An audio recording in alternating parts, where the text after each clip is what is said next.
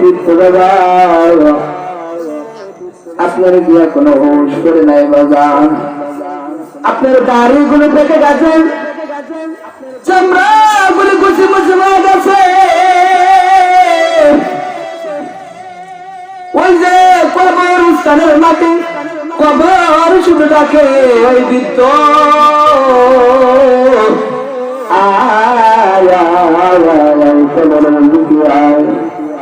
কিন্তু আজকে আমরা দুনিয়ার ভিতরে বয়স হয়ে পড়েছি, কথা বলেন ঠিক কিনা?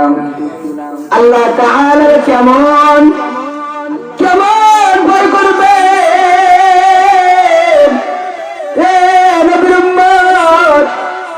আল্লাহ তাআলার ভয় যদি আপনার অন্তরের ভিতরে ঢুকাইতে পারেন, কেমন আপনি আল্লাহ তাআলার ভয় অন্তরের ভিতরে ঢুকাইবেন?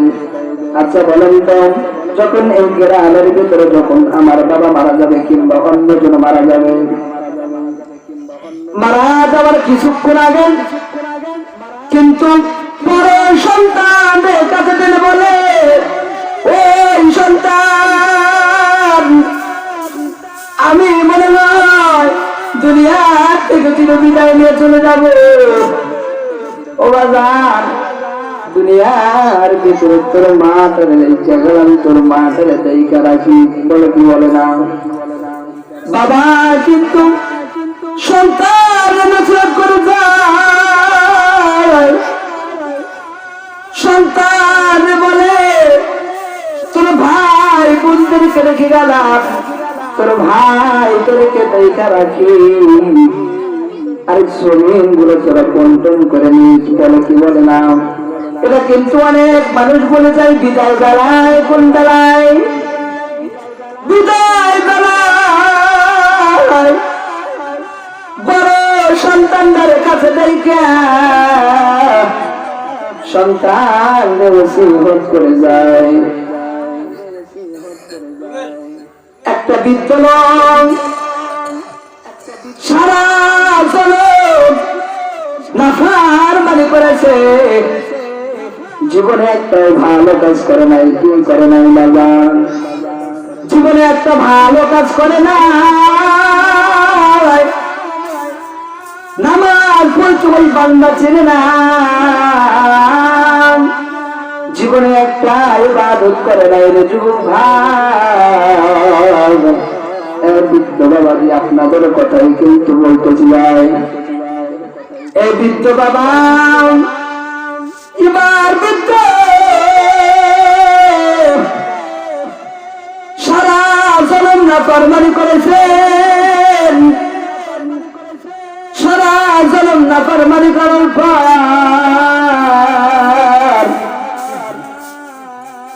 বৃদ্ধ যখন মৃত্যু সজ্জার ভিতরে শয়ত হয়ে গেছেন, মৃত্যু সজ্জার ভিতরে শয়ত হয়ে যাওয়ার পর বড় সন্তানদেরকে ওসিয়ত করে গিয়েছে,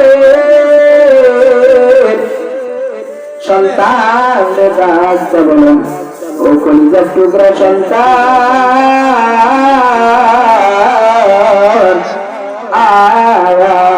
আমার কাছে চলে আয়। ও বাজার, আজকে মনে হয় আমি এই দুনিয়ার থেকে চির বিদায় নিয়ে কবর জগতে চলে যাব। ও বাজার, আমি তো সারা জনম নাফরমানি করেছি। আপনাদের কি ওই দিকে মনোযোগ আছে?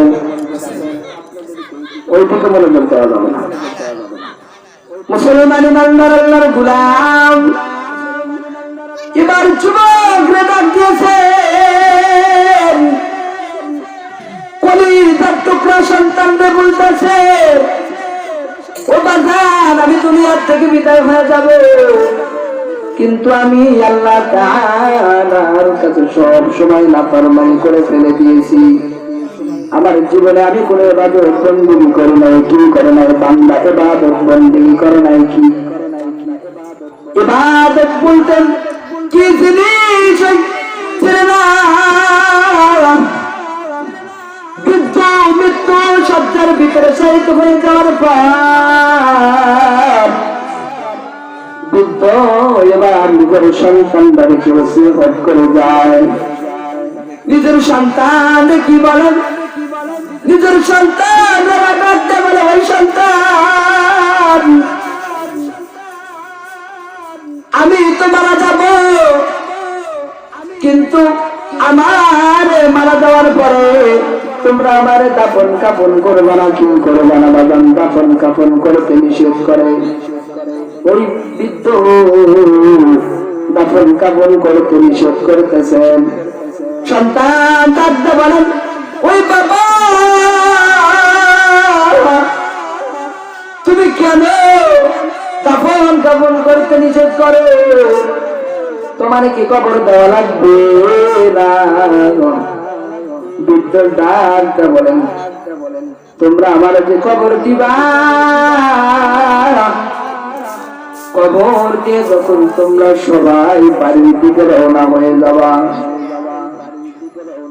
আমার কবরের ভিতরে দেখুন মুনকার নাকির পাঠা দিবেন সাল জপ করার জন্য।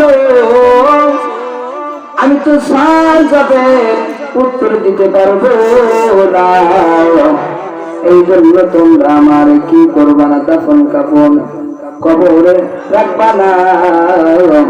সন্তানরা বলে যায়, আমি তোমার ওসিয়ত করে যাই, আমি মারা যাওয়ার পরে আমার যে পতিতা রয়েছে, এই খাঁচাটা রয়েছে, তোমরা কি পুরা দিবা? কি বলেছেন? সারা সরকার করে দিবা। আমার এই যুবক ভাই কথাগুলো ভালো করে খেয়াল করো। এ বৃদ্ধ বাবা কোন দিকে নজর নাই। বৃদ্ধ বলতেছে, আমার এই তোফাটা, আমার এই খাতাটা জ্বালা দিবাম, জ্বালায় দেওয়ার পর আমার জ্বালা দেওয়ার পর আমার যে ছাই গুলো হবে, ছাই হবে কি হবে না?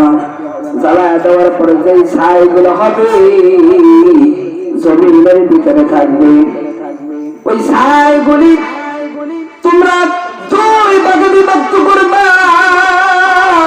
কয় ভাগে বাজান? দুইটি ভাগে বিভক্ত করে দিবা। সন্তানদের এরকম ভাবে নসিহত করে যায়।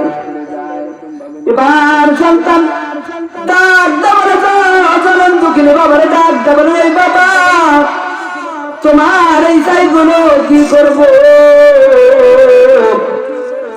বাবা বলেন, একটা ভাব তোমরা সমুদ্রের ভিতরে সারা দিবা, যাতে করে সব জায়গায় চলে যায়, কি যায় ভেসে ভেসে।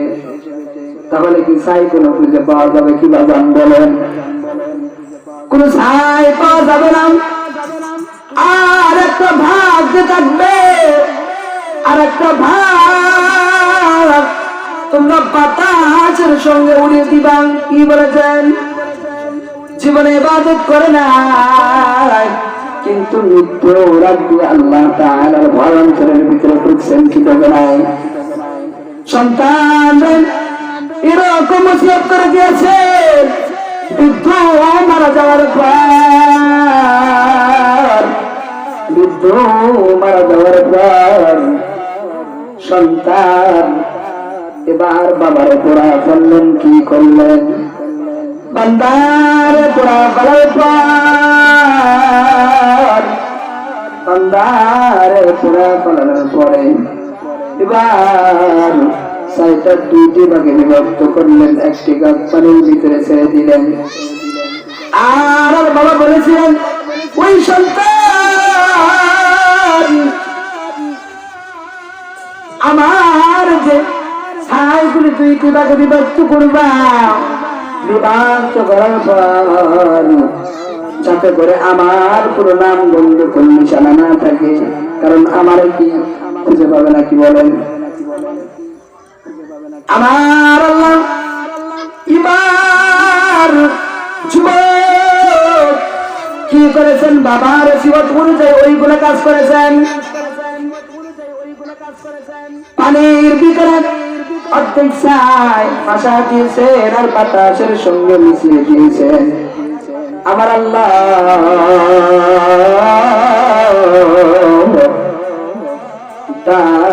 বলেন আমার বান্দার কেমন ভয়, আমি আল্লাহ তাআলা কেমন ভয় করেন। ঠিক আছে, আমার রহমত বেশি, আল্লাহর রহমত কিন্তু সর্বপ্রথম বলেছি আল্লাহর রহমত কম না বেশি?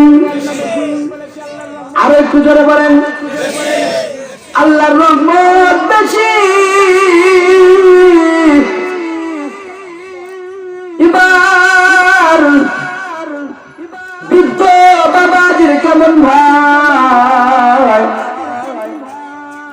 সন্তান ওসিয়ত করে দিয়েছেন, সন্তান ওই অনুযায়ী কাজ করেছেন। কারণ বাবা বিদায় বেলা বলে গিয়েছেন কাজটা করতে হবে, করতে হবে না। এবার আমার আল্লাহ বলেন সমুদ্রের পানিতে ডাক বলেন, ও সমুদ্রের পানি ওই যে ছাইগুলা বেশে বেশে ছড়িয়ে গিয়েছে, তাড়াতাড়ি ছাইগুলো একত্রিত হয়ে যা, কি হয়ে যা, একত্রিত হয়ে যান। এবার বাতাসকে অর্ডার করবে, বাতাসকে বলবেন তাড়াতাড়ি একত্রিত হয়ে যান, কাল কঠিন কিয়ামতের দিন আল্লাহ তাআলা একত্রিত করবেন। ওই বান্দাকে কি করবেন? একত্রিত করবেন। একত্রিত করেন সব বান্দাদের সামনে। আমার বান্দা সারা জীবন নাফরমানি করেছেন, কিন্তু আমার মৃত্যুর সত্তার ভিতরে বান্দা, আমার বান্দা শাহিদ হয়ে যাওয়ার পর কিন্তু আমার এত পরিমাণ ভয় করেছেন। কি পরিমাণ ভয় করেছেন? নিজের সন্তানদের ওসিয়ত করে গিয়েছেন